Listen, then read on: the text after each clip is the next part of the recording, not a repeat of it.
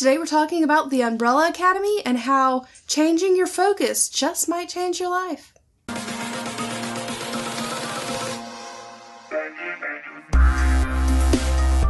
Hello and welcome to Geek Devotions, a show from a couple devoted geeks who are devoted to letting people know that they are loved. I am Celeste and we're so glad that you hit play today. Do me a favor real quick, hit that subscribe and the bell symbol so that you don't miss any of the awesome videos we do here, because we do a lot of really cool stuff and you should know about that because YouTube doesn't always tell you. YouTube, tell people things. Tell people things, YouTube. Work on your communication. Also, don't forget to check us out on Facebook, Instagram, and Twitter, the Twitch, and website. We have a website. It's geekdevotions.com. We do really cool stuff on all of those, so yeah, go have fun with that. Today we are talking about the Netflix original series called The Umbrella Academy, and we're super excited about this. It is the beginning of our offbeat month. We're pulling in the heroes, the stories, the characters that are just a little bit offbeat. So for those of you who have not seen it, here is your spoilers warning. Spoilers. So throughout the series, we follow along with Vanya, or number 7, as she goes through the process of realizing that what she believed to be true about herself, that she did not have powers like her adopted brothers and sisters, she did. They were so powerful that her adopted dad decided to mask them and never tell anybody that they were there. So you go through this journey with her, discovering she has these powers, discovering that people were scared of her, discovering that she could have learned to control these so much younger, and feeling hurt and left out, determining that her family, her brothers and sisters that were raised with her, that not biologically, but that family-wise are her family. The people who she thought she trusted had been lying to her, and she was hurt. Justifiably so hurt. Anybody looking at that situation would go, yeah, she has a right to be mad, to be angry. And she processes this. But the problem with this is that she was processing it through her powers. In the end finale, she's losing control. She doesn't know how to stop it. She doesn't really want to stop it because she's focusing in on her anger, her hurt, her disgust, and that's the only thing she can hear, is how hurt she is and how right she is in her hurt. Throughout this scene of her dealing with her hurt and lashing out, she's literally sucking the life from her brothers.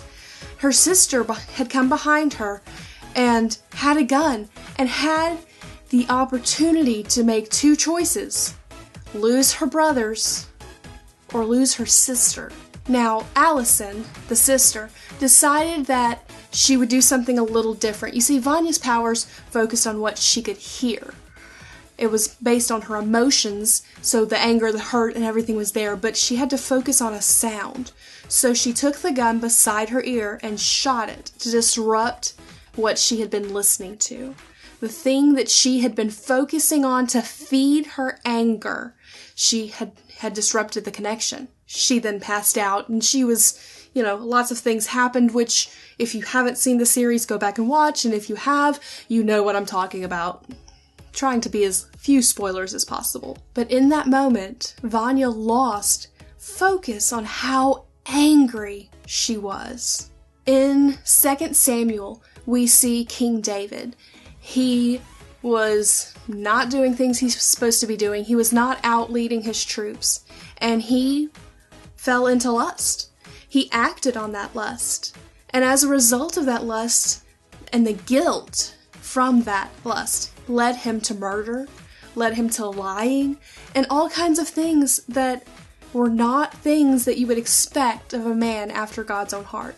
David focused so hard on the guilt and covering up the guilt of what he had done so no one knew, because he was ashamed, that he caused repercussions on his family in that moment, in his family in a few months, and then in his family as a whole. The prophet Nathan comes to David and tells him this story that we as readers know he is using to describe the things that David has done.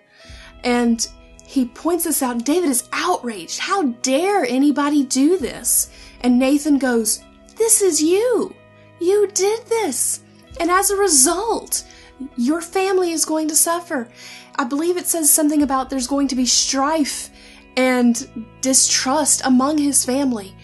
That there were going to be immediate and long-lasting repercussions of David's sin. Not just his sin, but of his guilt and trying to hide his sin. He was compiling sin upon sin upon sin to try and hide the guilt, because the guilt is the only thing he could focus on. Now David repents.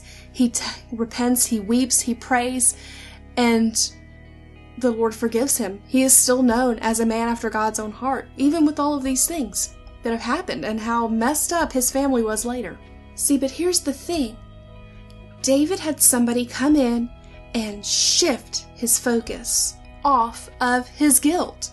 He realized that he had a way to gain forgiveness. He did not have to live and sit in this guilt. He did not have to try and hide it and cover it because people knew. It didn't matter what he was trying to hide. It didn't matter. Everyone knew. And if they didn't know, they knew something was wrong. So here is my point to all this. Devoted Geeks, if your attention is on the bad, if your attention is on the guilt, the sorrow, the pain, the anger, no matter how justified, you may have every right to be angry at the people you are angry at. But God wants something better from you. He wants something better for you. He wants you to focus on the things that are lovely.